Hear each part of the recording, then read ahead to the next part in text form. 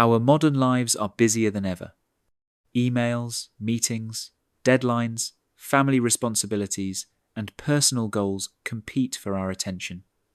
We often feel overwhelmed, stressed, and scattered.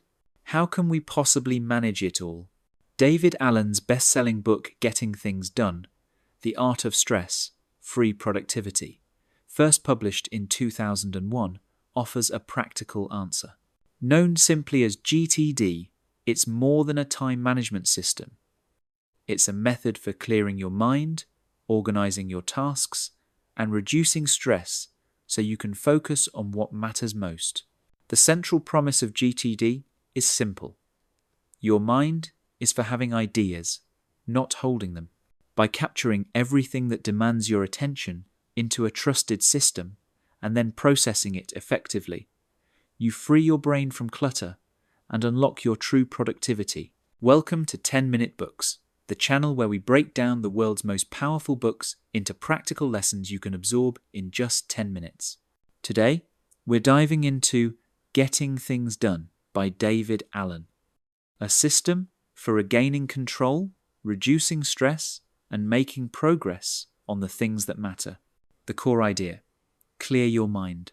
Allen starts with a fundamental insight. We get stressed when we keep too many commitments in our heads. Your brain is a great place for creative thinking, but a terrible place for storage.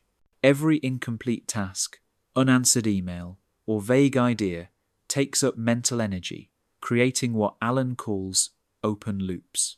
The solution? Get everything out of your head and into a trusted system that you review regularly. Once you trust the system, your mind can relax. The 5 steps of GTD. Allen breaks his method into 5 key steps: capture, clarify, organize, reflect, and engage. Step 1. Capture. Collect everything that has your attention, tasks, ideas, projects, commitments into an external system. This could be a notebook, an app, or even index cards. The important thing is to stop relying on your memory. If it's on your mind, write it down. Step 2. Clarify. Go through each item you've captured and decide what it means. Ask yourself, is this actionable? If not, either trash it, file it as reference, or put it on a someday, maybe list. If it is actionable, decide the very next physical step. For example, plan vacation is vague, but call travel agent for flight options is clear. Step 3. Organize. Place the clarified items into categories. Next actions. The very next steps you can do. Projects. Any goal that requires more than one step. Waiting for. Tasks delegated to others. Calendar. Tasks tied to specific dates and times. Someday, maybe. Ideas for the future. By organizing tasks into clear lists, you always know where to find them. Step 4. Reflect. Review your system regularly. Allen recommends a weekly review where you check your lists, update projects, and ensure nothing slips through the cracks. This reflection keeps your system current and trustworthy. Step 5. Engage. Finally, do the work. Use your organized lists to decide what to do in the moment. Instead of reacting to whatever screams loudest, you choose intentionally based on your priorities, context, and available time. 2-minute rule.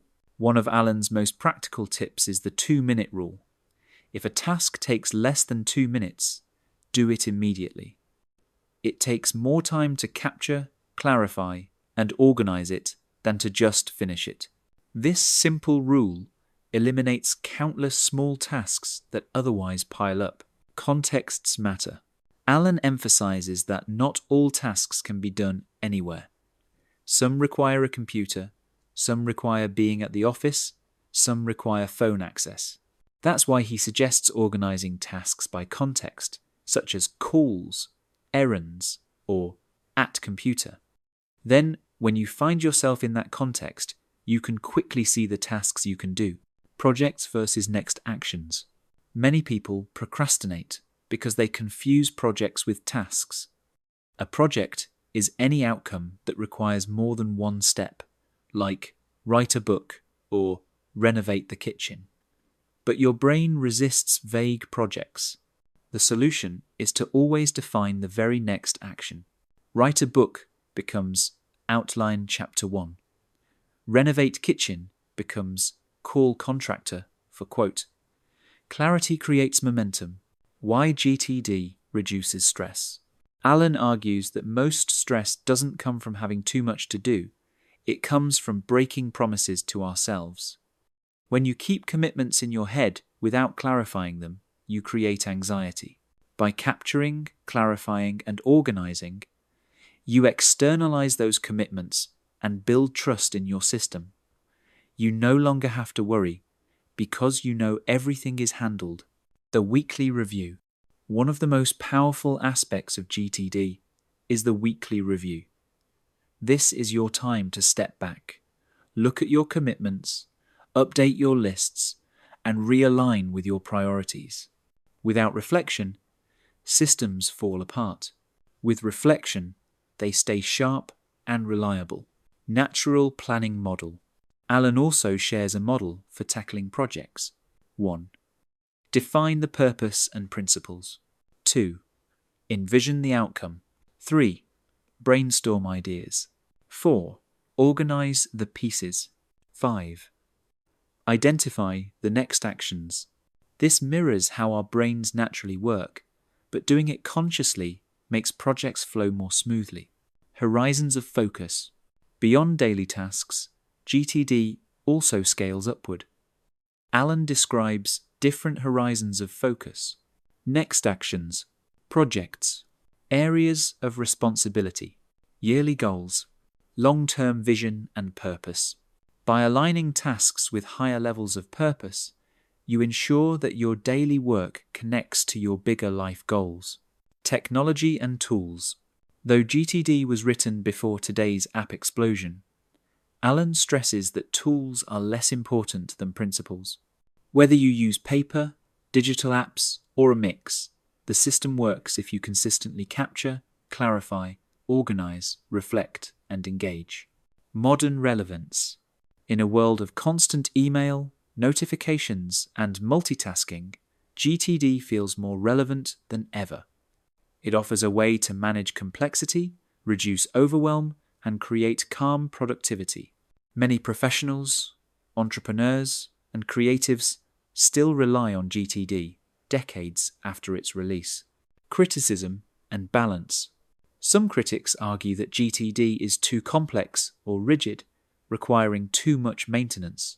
But Alan clarifies that the system is flexible. You can adapt it to your needs. The core principle, getting things out of your head and into a trusted system, is universal. The big takeaway: getting things done is more than a productivity system. It's a philosophy of stress-free effectiveness. By capturing everything, clarifying next actions, organizing with trusted lists, reflecting regularly, and engaging intentionally, you regain control of your work and your life. The question is, are you still keeping commitments in your head, or are you ready to build a system you can trust? That was Getting Things Done by David Allen, broken down in under 15 minutes. Which idea resonates most with you, the 2-minute rule, the weekly review, or the focus on next actions? Share your thoughts in the comments below. And if you enjoyed this summary, make sure to hit that like button, subscribe to 10-Minute Books, and ring the bell so you never miss our weekly breakdowns of life-changing books. Thanks for watching, and remember, your mind is for having ideas, not holding them.